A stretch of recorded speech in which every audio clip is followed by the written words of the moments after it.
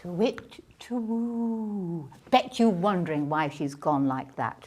To-wit, to-woo. That's because I'm having an owling good time. I'm about to show you how to make owl bunting. Now, I've done it in Christmas fabrics, but you can do it in any material you like. And you can make the owls any size you like. It's a principle. What I did as I went round, slightly rounded that corner, because that's his wingtip.